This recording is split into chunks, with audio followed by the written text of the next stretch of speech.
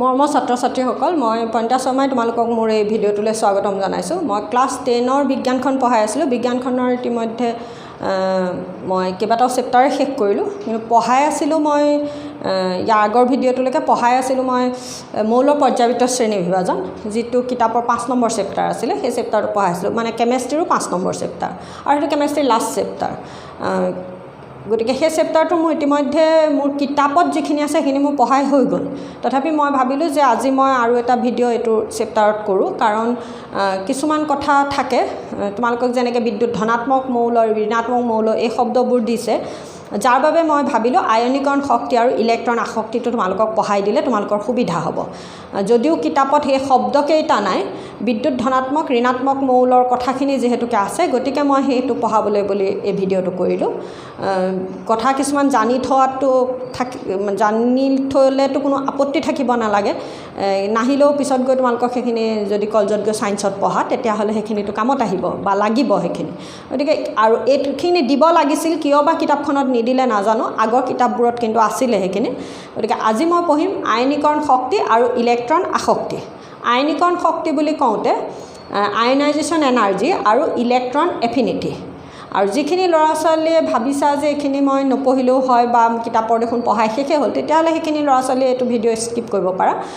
কিন্তু চাই থোৱাত আপত্তি নাই, অকণমান চাই থ'লে তোমালোকৰ,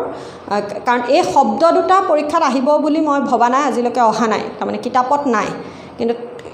নাথাকিলেও কিতাপত কথাখিনি কিন্তু দিয়া হৈছে, আৰু সেইবাবে মই এই ভিডিঅ'টো কৰিলোঁ।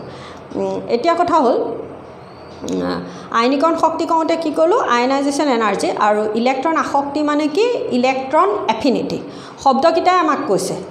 আসক্তি মানে ইলেক্ট্ৰন আসক্তি মানে ইলেক্ট্ৰন গ্ৰহণ কৰাৰ যিটো প্ৰৱণতা, সেইটো ইলেক্ট্ৰন আসক্তি। আৰু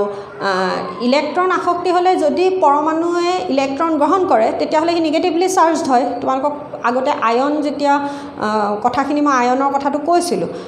তেতিয়া মই এইখিনি কৈছিলোঁ, মানে এই চেপ্টাৰটো পঢ়াই থাকোঁতে মই আয়নৰ কথাখিনি আহোঁতে আয়নৰ কেনেকৈ সৃষ্টি হয় সেইখিনি কথা কৈছিলোঁ। গতিকে ইলেক্ট্ৰন যেতিয়া গ্ৰহণ কৰিব,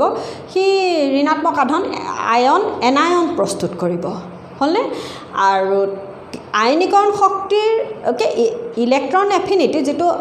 ইলেক্ট্ৰন আসক্তি, তাৰে বিপৰীতটো হৈছে আচলতে আয়নাইজেশ্যন এনাৰ্জি, মানে আয়নীকৰণ শক্তি। মানে ঋণাত্মক আধান গঠন কৰাটো হ'ল ইলেক্ট্ৰন এফিনিটি, ইলেক্ট্ৰন আসক্তি, আৰু ধনাত্মক আধান গঠন কৰাটো তেতিয়াহ'লে কি হ'ব, আয়নাইজেশ্যন এনাৰ্জি, হ'লনে? কিন্তু তেনেকৈ ক'লেতো নহ'ব, যিহেতুকে আয়নাইজেশ্যন এনাৰ্জি কৈছে, শক্তি কৈছে, গতিকে তাত নিশ্চয় কিবা এটা শক্তিৰ কথা থাকিব। গতিকে সেইখিনিকে আজি আমি পঢ়োঁ অকণমান। এই দুটা শব্দই আজি মই পঢ়িম, তেতিয়া মোৰ এই চেপ্টাৰটোৰ ওপৰত এইটো লাষ্ট ভিডিঅ' হ'ব দেই।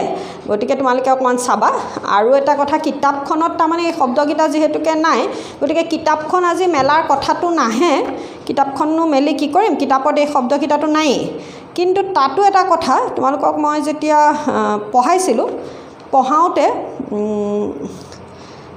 এই লাষ্টৰ দুটা কাৰ্যকলাপ, মানে বিদ্যুৎ ধনাত্মক মৌল এইখিনিতে পেজ নাম্বাৰ 89ত, পেজ নাম্বাৰ 89ত এইটো যিটো 5.10 10 যিটো কাৰ্যকলাপ, আৰু 5.11 যিটো পেজ নাম্বাৰ এইফালে 90ত যিটো কাৰ্যকলাপ। এটা কথা, এই চেপ্টাৰটোত যিকেইটা কাৰ্যকলাপ আছে দেই, সেই কাৰ্যকলাপকেইটা কোনো লেবৰেটৰী এক্সপেৰিমেণ্ট দিয়া নাই।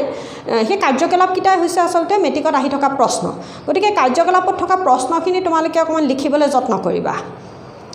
মই এতিয়া বুজাই দিয়াৰ পিছত লিখিব নোৱাৰা কথা নাই, মই পাৰিবা বুলি মোৰ আশা, পাৰিবা বুলি ভাবিছোঁ, কাৰণ বহুত সহজকৈ বুজাই দিয়া হৈছে। গতিকে বুজি পাইছা বুলি ভাবিছোঁ, আৰু পাৰিবা বুলিও ভাবিছোঁ, নোৱাৰাৰ কথা নাই। গতিকে এইটোত চোৱা, 5.10ত কি দিছে, যে বৰ্গ এটাত ইলেক্ট্ৰন হেৰুৱাৰ প্ৰৱণতা কিদৰে পৰিৱৰ্তিত হয় বুলি ভাবা। মানে তাৰ পিছৰটোত দিছে গ্ৰহণ কৰাৰ প্ৰৱণতা, মানে পৰ্যায়বিতলকা পৰ্যায় আৰু বৰ্গত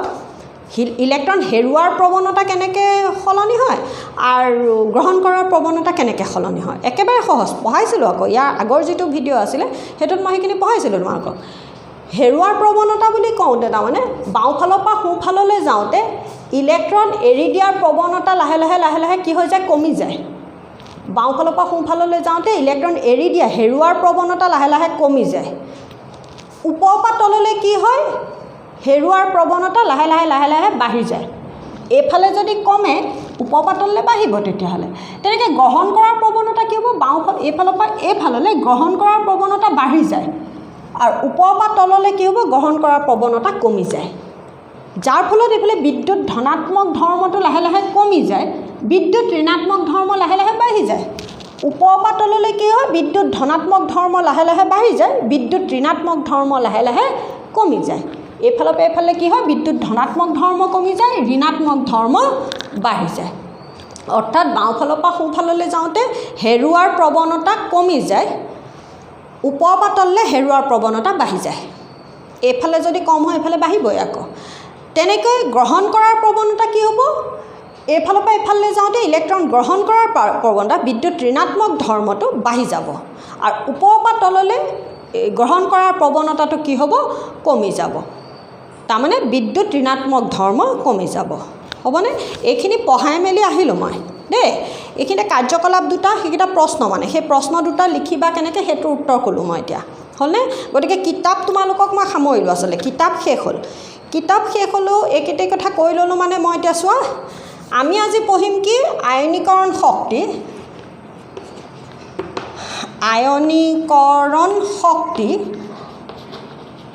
আৰু কি পঢ়িম ইলেক্ট্ৰন আসক্তি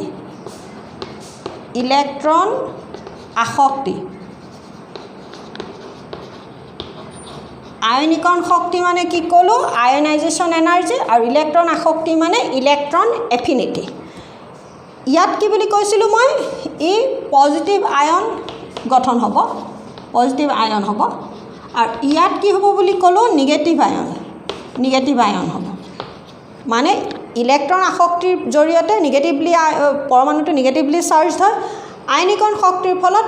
পৰমাণুটো পজিটিভলি চাৰ্জ হয় কেটায়ন হয় আৰু ইয়াত এনায়ন হ'ব এতিয়া কথা হ'ল কি এটা পৰমাণুৰ ক্ষেত্ৰত তাৰমানে এইটো পৰমাণু যে এই পৰমাণুত ইয়াত প্ৰ'টন আৰু নিউট্ৰন থাকে ইয়াৰ বহিকক্ষত শিথিলভাৱে বান্ধ খাই থকা এটা ইলেক্ট্ৰন মানে লুজলি যিটো এৰেঞ্জ হৈ থাকে তেনেকুৱা এটা লুজলি এৰেঞ্জ ইলেক্ট্ৰন শিথিলভাৱে বান্ধ খাই থকা এটা ইলেক্ট্ৰন এৰি দিওঁতে এৰি দিবলৈ পৰমাণুটোক যিমান পৰিমাণৰ শক্তিৰ প্ৰয়োজন হয় ইয়াত কি হ'ব শক্তিৰ প্ৰয়োজন হয় মানে এটা পৰমাণুৰ বহিকক্ষত শিথিলভাৱে বান্ধ খাই থকা এটা ইলেক্ট্ৰন উলিয়াই পঠিয়াবৰ বাবে পৰমাণুটোক যি পৰিমাণৰ শক্তিৰ প্ৰয়োজন হয় সেই পৰিমাণৰ শক্তিক কি বুলি কোৱা হয় আয়নীকৰণ শক্তি বুলি কোৱা হয় মানে যি শক্তিৰ জৰিয়তে এটা পৰমাণুৰ বহিকক্ষত শিথিলভাৱে বান্ধ খাই থকা লুজলি এৰেঞ্জ হৈ থকা এটা ইলেক্ট্ৰন উলিয়াই পঠিয়ায় তাক পজিটিভলি চাৰ্জ আয়ন মানে এইটোক যদি ওলাই গুচি যায় এটা ইলেক্ট্ৰন যদি মাইনাছ হৈ যায় এইটো পজিটিভলি চাৰ্জ হৈ যাব গতিকে একক ধনাত্মক আয়ন গঠন কৰিবৰ বাবে যি পৰিমাণৰ শক্তিৰ প্ৰয়োজন হয় সেই পৰিমাণৰ শক্তিক কি বুলি কোৱা হয় আয়নীকৰণ শক্তি বুলি কোৱা হয় আয়নাইজেশ্যন এনাৰ্জি বুলি কোৱা হয় গতিকে কি ক'লোঁ মই যে যি পৰিমাণৰ শক্তিৰ জৰিয়তে এটা পৰমাণুৰ বহিকক্ষত থকা এটা শিথিলভাৱে বান্ধ খাই থকা এটা ইলেক্ট্ৰন আঁতৰাই পঠিয়াই পৰমাণুটোক একক ধনাত্মক আয়নলৈ একক ধনাত্মক কেটায়নলৈ মানে ওৱান পজিটিভলি চাৰ্জড কেটায়ন প্ৰস্তুত কৰিবৰ বাবে যি পৰিমাণৰ শক্তিৰ প্ৰয়োজন হয় সেই পৰিমাণৰ শক্তিক কি বুলি কোৱা হয় আয়নাইজেশ্যন এনাৰ্জি বুলি কোৱা হয় যদি এইটো যি পৰিমাণৰ শক্তিৰ প্ৰয়োজন হয় তেতিয়াহ'লে ইলেক্ট্ৰন আসক্তিত কি হ'ব শক্তিৰ প্ৰয়োজন নহ'ব তাৰমানে সি শক্তি নিজে এৰি দিব সেয়া হ'ল কি ইলেক্ট্ৰন আসক্তি কি হ'ব তাৰমানে এটা পৰমাণুৰ বহিকক্ষত আৰু এটা ইলেক্ট্ৰন বাহিৰৰ পৰা সোমাই তাক নিগেটিভলি চাৰ্জ একক ঋণাত্মক এনায়ন এটা প্ৰস্তুত কৰোঁতে যি পৰিমাণৰ শক্তিৰ উৎপন্ন হয়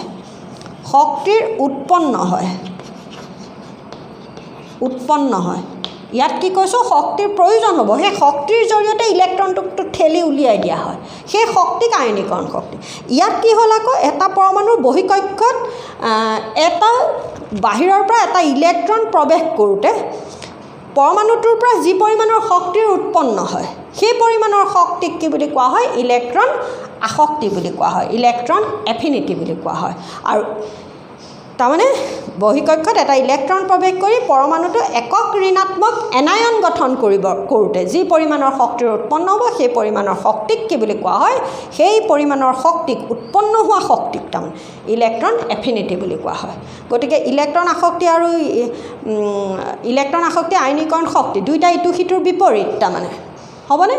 এতিয়া আমি আহোঁ ইহঁতি পৰ্যাবৃত্ত তালিকাত কেনেদৰে পৰিৱৰ্তন হয় পৰ্যাবৃত্ত তালিকাত কেনেদৰে পৰিৱৰ্তন হয় বুলি কওঁতে যদি আয়নীকৰণ শক্তিৰ যিটো হ'ব তাৰ উভুতাটো তেতিয়াহ'লে ইলেক্ট্ৰন আসক্তি হ'ব তেতিয়াহ'লে অকণমান মন দি চাবা কি হ'ব কথাটো যে পৰ্যাবৃত্ত তালিকাৰ পৰ্যায় এটাত বাওঁফালৰ পৰা সোঁফাললৈ যাওঁতে এই আয়নীকৰণ শক্তিৰ মান কি হ'ব লাহে লাহে বাঢ়ি গৈ থাকিব লাহে লাহে এইফালে কি হ'ব বাঢ়ি গৈ থাকিব হ'লনে কাৰণটো কি তাৰমানে যিহেতুকে এইফালৰ পৰা এইফালে যাওঁতে বিদ্যুৎ ধনাত্মক ধৰ্মটো কমি যায় বিদ্যুৎ ঋণাত্মক ধৰ্ম বাঢ়ি যায় আৰু ইয়াৰ ফলত তাৰমানে কি হয় প্ৰয়োজন হোৱা শক্তিৰ পৰিমাণ কি হয় বেছি হৈ যায় যাৰ বাবে আয়নীকৰণ শক্তিৰ মান কি হয় বাওঁফালৰ পৰা সোঁফাললৈ গ'লে বাঢ়ি গৈ থাকে আৰু ওপৰৰ পৰা তললৈ কি হ'ব আয়নীকৰণ শক্তি তেতিয়াহ'লে কি হ'ব কমি গৈ থাকিব পৰ্যায় এটাত কি হ'ব বাওঁফালৰ পৰা সোঁফাললৈ যাওঁতে আয়নীকৰণ শক্তিৰ মান বাঢ়িব যিহেতুকে বিদ্যুৎ ধনাত্মক ধৰ্ম কমি পেলাই বিদ্যুৎ ঋণাত্মক ধৰ্ম বাঢ়িবলৈ আৰম্ভ কৰে যাৰ ফলত তাৰমানে কি হয় আয়নীকৰণ শক্তিৰ মান বাঢ়িবলৈ আৰম্ভ কৰে কাৰণ বেছি শক্তিৰ প্ৰয়োজন হ'ব মানে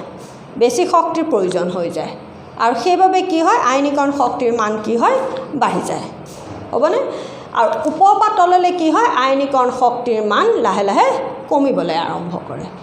হ'ল তেনেকৈ ইলেক্ট্ৰন আসক্তি বুলি কওঁতে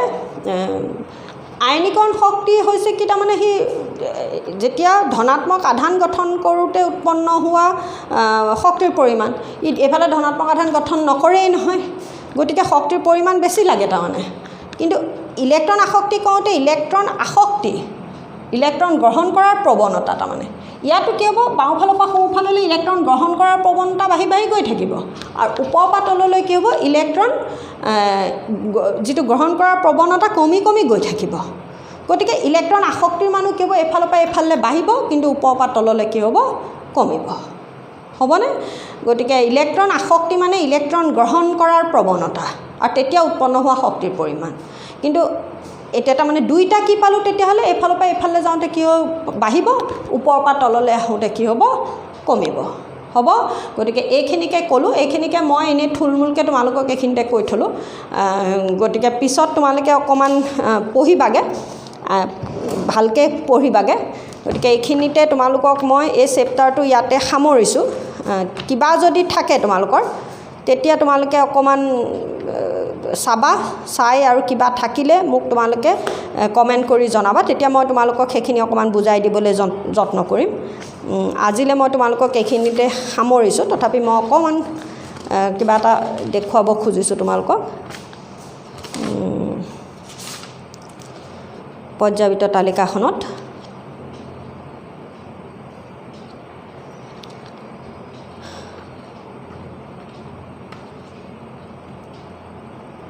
বাৰু আজিলৈ এইটো চেপ্টাৰ ভিডিঅ' ইয়াতে সামৰিছোঁ তোমালোকে চাবা মই পিছত আৰু কিবা এটা আচলতে অকণ দেখুৱাম ভাবিছিলোঁ বাৰু ঠিক কৰি নথলোঁ কাৰণে থাকি গ'ল এইটোৱে আজিলৈ তোমালোকক এইখিনিলৈকে সামৰিলোঁ আয়নীকৰণ শক্তি আৰু ইলেক্ট্ৰন আসক্তি এই দুটা তোমালোকক বৰকৈ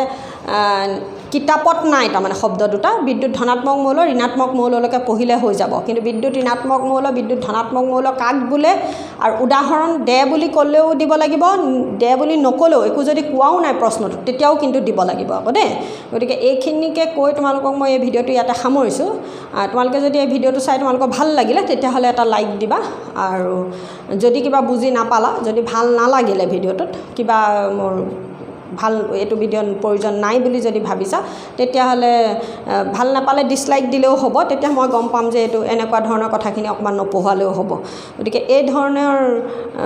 কথা কৈ বা এইখিনিকে মই কৈ তোমালোকক এই ভিডিঅ'টোৰ পৰা আজৰি হৈছোঁ